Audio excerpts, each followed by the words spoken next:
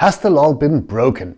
The Sorcery team finally gave us some news, but not all of it was as we had hoped. We got some news from Ars Curiosa and we're going to be taking you through all of the updates, but also our takes on it. So we're going to be talking about the upcoming set of the Dragonlord mini set. We're also going to be talking about Gothic and last but not least, the Precons that will be included in Gothic. Welcome to the Cardboard Guide, I'm Jens.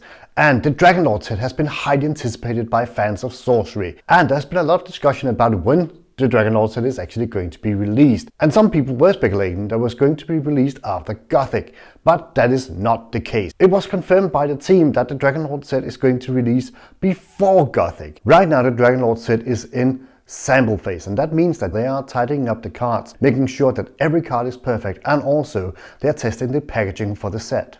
In the update, Simon mentioned that the Dragonlord set was fairly easy to produce because it had a very low variance and very low randomization. And for us, this indicates that the Dragonlord set is probably going to be sold in one final package where you get all the cards in the set. And the low randomization might mean that the only thing that's going to be varying in a box of the Dragonlord set might be foils. That is at least our speculation and our take at the moment. We know that the Dragonlord set is going to contain 13 different cards, but we don't know how it is more specifically going to be packaged. Are you going to get one of each of the 13 cards, or are you going to get an entire playset? That remains to be seen. In the Sorcery team's 2024 recap, they mentioned that they were still working on some of the kinks and tweaks for the Dragonlord set, wording and maybe mechanics. Now we know that the set is in the sample phase, and that means that even though the set is very close to being able to be printed, it is still not printed. And we know that printing and shipping does take some time, so our best guesstimation is that we're going to see the Dragonlord set maybe in Q3, and that coincides very perfectly with Gen Con. So our take is that we're going to see the Dragonlord mini set at Gen Con. You are watching Cardboard Guide and I'm Sophie. So we're going to turn our focus over to the set of Gothic. Gothic is going to be our main release in 2025. It's going to be a very big set, and this is precisely what all of the members of Ars Curiosa were speaking about in this recap and also in the new video. It's going to be a very big set. So we're going to have potentially maybe as many cards as we had in beta. And I think a lot of people are really excited to hear about this. We had a lot of different team members talking about the set, and we're going to pull up some of the main points of this. One thing that was mentioned was that this is going to be a big set, of course, but it's also going to be a multi-purpose set. So it means it's going to work really well for the limited play, so sealed and draft, but it's also going to have a lot of really cool cards for constructed. I think it seems like they want to make a big emphasis on that this is more of a product in the scope of like beta more than Arthurian Legends. It's going to have the full size of beta and also hopefully a really good box opening experience like beta, but with a more thematic focus to it, just like Arthurian Legends. So a point we took away from it was that if they are indeed really focused on making also a great box opening experience, that would be really helpful for the set and also for the game, because Arthurian Legends was really beautiful, really fun, and we're still enjoying playing with it, but it might not have had the same wow factor as beta had, just being a smaller set, which I think is fine. But with Gothic having a really big number of new and really interesting cards, it might provide more value, and that's important just for more people to experience the set, but it also has a lot of potential ramifications for people opening for value or single sellers and just the general popularity of Sorcery. Right now the current status of Gothic is that they are in the testing phase of the game. They're still working out wordings, they're looking at type lines, and they're also waiting for a few select pieces of art still. We're looking very much forward to see how the development of Gothic is going to go. They are working on testing the cards, as I mentioned. They're also cutting cards that are too big maybe for the set. And Eric also mentioned that some of the cards that are going to be cut from the set might appear elsewhere, maybe in future expansions or as dust rewards. It was also mentioned by some of the team members that Gothic is going to have some really crazy cards, and it was possible to make these crazy cards because the card pool is that much larger in Gothic. So we're going to see some explosive game pieces and some really fun game pieces, I believe. So speaking of some really wild and crazy gameplay, they also revealed from the Sorcery team that we will have quite a few new avatars, and by the sound of it, we're going to have some really thematic avatars that line up beautifully with some of the different types, but also with some of the mechanics in Gothic. But we're also going to get some quote-unquote weird guys, and probably also some really powerful and fun, flavorful avatars to really spice it up for Gothic. So, before we start talking about the precons, which were really vital to the development of Gothic, we're going to just speculate a little bit. With all of these cool new avatars, might we get to see some avatars from the precons that are going to be exclusive to the precons? It would actually be a really great way to incentivize more experienced players to buy the additional precons as well. Otherwise, the precons are a brilliant way to get new players into Sorcery, but it might not be just the product that you're picking up if you're already an experienced player who already bought a couple of booster boxes and have all the cards that you need. But by making exclusive avatars just for precons and having plenty of precons, it would be a great way for more people to really get interested in picking up those precons. But let's talk a bit about what those precons are going to look like for Gothic. So let's talk about the precons, because they seem to be on everybody's lips when they were doing the update. Everybody had something to say about the precons, and that might have something to do with that the precons were essential in the development of Gothic. Sean mentioned that they started out with actually just building the precons and doing some very cool mechanics for the precon decks, and from that point on they further developed Gothic as a set. So the precons are going to be, I believe, very well integrated into the setup. They also said that the precon decks, because they were so focused on specific mechanics, actually ended up being a bit too overpowered. So at one point they had to nerf them a bit. But I still believe that we're going to see some really powerful and also some very interesting precon decks. The Gothic precon decks, as opposed to the precon decks from the Alpha and Beta edition, are not only going to be built around a specific element, they're also going to be built around a specific theme. So I think it's going to be really interesting to see what sort of theme they're going to be connecting to different elements. We also know that Sean, he mentioned actually a few sort of themes, but even though these themes might not be what we see end up in the precon decks, there were sort of examples of what we could expect to see. And he mentioned demons, undeads, and also the good guys that are going to be fighting against sort of these evil and very sinister powers. It's going to be great to see precon decks return for the release of Gothic, because we know a lot of people were actually missing the precon decks with the release of Arthurian Legends, and that was also talked about, that we need to have these precon decks to draw in new players and make it easier for them to build decks and also have a good starting point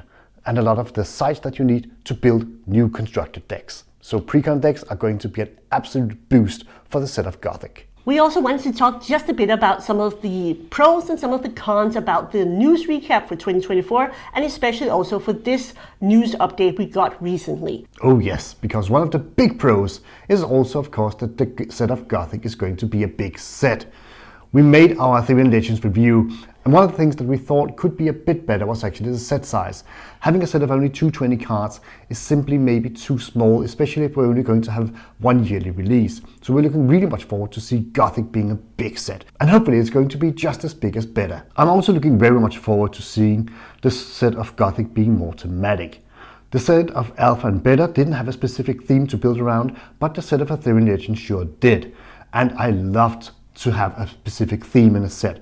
And of course, the theme in Gothic is going to be much more sinister. It might be Gothic horror, and I look forward to seeing a dark fantasy set in a game such as Sorcery, because right now a lot of the TCGs out there are not really playing that dark fantasy sort of vibe. So I'm looking forward to that. One of the things I'm really looking forward to is seeing how all of the artists sort of express this feeling of Gothic. I'm really hoping for like Gothic architecture, wild nature, dark places, feeling like a really haunted, almost terrorizing set. I think the art is going to be amazing. And speaking of the art, we also have some returning artists. So I imagine that we can see quite a few artists returning from Beta and Alpha, but specifically they did say in the video we're going to see more Brian Smith art, and also I would imagine that our good friend in Sweden, Matthias Frisk, is probably going to be returning for the set of Gothic, because he really has that perfect vibe to his art that would fit beautifully inside of Gothic. Other things that I'm really excited about would also be to have these precons. I think it's so important as the really good onboarding product. and it was really been needed. And I think it was a bit of a miss that we didn't have beta precons for Arthurian Legends, because I think that was the perfect opportunity for new people to just easily pick up a game and really just get into the game in a really affordable and nice and really flavorful way as well. So the last positive I have on my pro list is that I'm really excited to see that we're also going to get some good guys. I really hope that Sean's comment about these different themes for the precons are going to stick to it, because I would love to see that it's really dark and really thematic. It's dark art, the themes are dark, but it would be nice to have a bit of a counterbalance with some good guys, or at least more like lighter things that is able to contrast some of all of this darkness. Otherwise it's just going to be dark on dark on dark, and then it doesn't really feel as dark.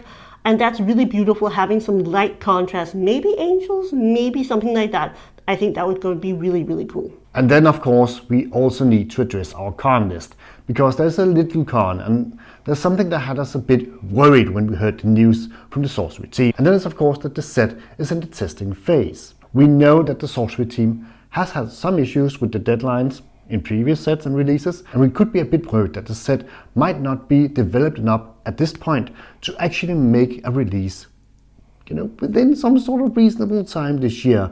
We could dread that the set of Gothic is going to release in Q4, and that might also be late in Q4. And again, we always knew that it was probably going to be around Q4, because that lines up with their October, November releases. But it is a concern that we at least spoke about, that if they're still, finishing up some pieces of artwork that needs to be finalized, get on a card and just have that card adjusted to the art, it does mean that there's still some work here, and with the shipping and the production and just in general, we could be concerned that it might be a very late Q4 release for the set of Gothic. And also them mentioning in the previous recap that Dragonlord is still being tinkered with also does tend to speak to that we're probably not going to get it in Q1 or Q2 as we had probably speculated. Another concern with the set of Gothic might be the number of avatars. We don't know how many avatars are going to be in the set of Gothic, of course, but it sounded like they were going to have quite a few avatars. And I'm of the opinion that we need to, of course, have new avatars with new sets, but I'm not looking too much forward to having a lot of new avatars, especially if these avatars are not going to be very important game pieces. We saw with the release of Arthurian Legends that the Templar is not seeing that much play, and the Druid is sort of still being tinkered on and trying to be figured out in constructed play, and the Witch was not the great card that we had hoped it might be. So I hope that if we're going to see a lot of avatars in the set of Gothic, they better be worth it, because right now we have a lot of avatars to build from. I think I agree that we do have a lot of avatars. Currently, without the set of Dragonlord or Gothic being released, we have 20 avatars in total, but 4 of those are actually from the alpha precons and are not widely available. But I do think there's something about the avatars being one of the most important game pieces. It really needs to be play tested well. So I think in the effect that they have the time and energy to actually play test all of them, and they're going to sort of maybe put out some building blocks that they can build on in later sets, I like that there's something to choose from, but I also like that the avatars become sort of iconic, that they are these really powerful, the most powerful being in the realm, and it feels more iconic if there's not too many of them. But on the other hand, I also think it's nice that people have a selection to choose from, as long as they are play tested enough to ensure that they are actually going to be meaningful, not necessarily immediately, but at least in longer term, that there are going to be viable strategies for all of the avatars. Otherwise, it feels like it might be just as well have been left out. But of course, there were other news than just the Precons and Gothic, and one of the greatest news, I believe, was that we're going to see a new print run of the binders. You all know about the binder's mistake, and of course that was very, very unfortunate, even though it was handled perfectly by the team. I'm just looking really much forward to see a new release of binders coming up, because those binders are absolutely gorgeous. There were also a couple of key other components to this news update. We know from this update they are really focusing on doing a lot of organized play. They're focusing on getting LGSs onboarded with some new store kits and some new welcome packages. They're also really thinking about how to make this relationship with the LGSs function better and make sure sure that they have what they need to incentivize people to come into the store and actually play a lot of Sorcery. For a final piece of news, we also know that they are coming to Gen Con 2025. They are going to be having a booth, and they're also going to have play space, and hopefully plenty of it, because it was really popular back in 2024. We're looking really much forward to see Sorcery attend Gen Con 2025. And Chase also mentioned that even though it was not revealed as yet, they have their calendar booked for other events too. If you are new here and you're watching one of our first videos here about Sorcery and you want to know more about it, please head right over to this video where we have a full and complete beginner's guide to Sorcery for 2025, all about the cards, the community, where to play, and how to start. Please enjoy that video. So thank you for watching, and also a big thank you to our YouTube channel members and our Patreon supporters. You guys mean the world to us. And we wanted to take just a little bit of time at the end of the video, hopefully you're still watching, to say that we are sorry that it has been a bit of a draft of Sorcery videos right now on the channel, because we've had a lot of stuff in like our personal lives and work lives. So that means we've been really busy, but we will make loads more Sorcery videos. But we also want to take into account that there is a slower pace for this game, and we don't want to make up videos and just, figure something up or just keep repeating the same stuff. So we want to make videos that are valuable and provide you with information, and hopefully also some entertainment. So guys, thank you for watching. We will hopefully catch you in the next video.